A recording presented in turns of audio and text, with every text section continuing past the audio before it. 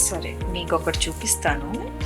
ఇవన్నీ ఎలా ఎంత కలర్ఫుల్గా అయ్యాయంటే, తోటకెళ్ళి పండు తీసుకొని వచ్చేసాము. ఇట్లా పచ్చి తీసి గడ్డి కూడా తెచ్చి చక్కగా చూడండి ఎలా పండుతున్నాయో. ఇలా మంచిగా ఒక్కటి లోపల పెట్టేసి లైన్గా ఇంకా చాలా ఉన్నాయి. సో ఇలా న్యాచురల్గా పండించామన్నమాట. అవి 3 to 4 days పట్టినాయి, ఇంకా ఎక్కువ డేస్ కూడా పడతాయి. సో మనమేమి ప్రెడిక్ట్ చేయలేము ఎన్ని డేస్ అనేది, బట్ ఈ మాత్రం 4 days పట్టాయి. బాగున్నాయి కదా, బాగా పడ్డాయి కదా. సో మీరు కూడా అలా న్యాచురల్గా పండించుకొని తినండి. సో మీకు ఒక టిప్ చెప్పాలనుకుంటున్నానండి. మామిడి పండ్లు తిన్నప్పుడు వేడి చేయకుండా ఉండాలంటే మామిడి పండ్లని మినిమం 1 hour అయినా వాటర్లో వేయాలండి. అలా తింటే చక్కగా మనకి హీట్ చేయదు. బాగుందా టిప్?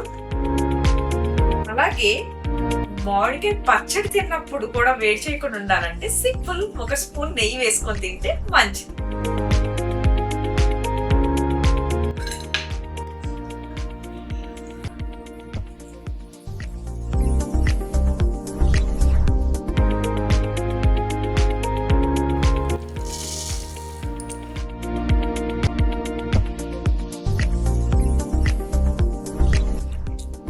ఐస్ యాపిల్ని ఇలా తీయటం చాలా తక్కువ మందికి తెలుసు.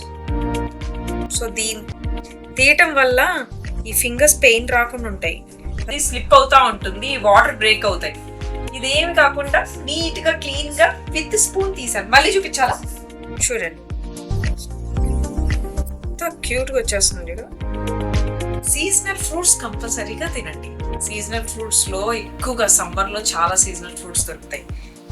ఇట్లా ఐస్ యాపిల్ అంటే తాటి ముంజలు, మామిడి పండ్లు, గిన్నెకాయలు తెలుసా, నెక్స్ట్ ఈతకాయలు కూడా చాలా చాలా. ఇవన్నీ ఏంటంటే న్యాచురల్గా పండుతాయి కాబట్టి హెల్త్ చాలా మంచిది. తాటి ముంజల వల్ల మనకి చలవ చేస్తుంది, ఎండ దెబ్బ తగలకుండా చేస్తుంది. So enjoy.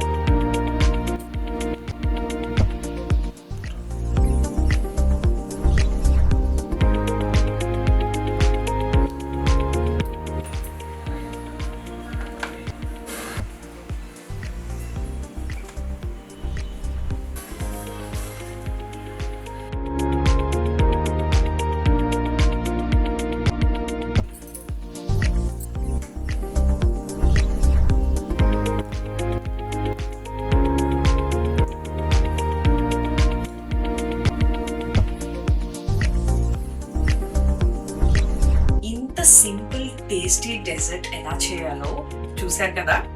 ఇంతకీ నేమేంటో తెలుసా? Ice apple mango sago. అదిరిపోయే డెజర్ట్. పిల్లలకి చేసి పెట్టండి, ఎంజాయ్ చేస్తారు. సో మర్చిపోకుండా మా ఛానల్ని సబ్స్క్రైబ్ చేయండి, లైక్ చేయండి, షేర్ చేయండి. చింతల్లి వంటిల్లు. బాయ్.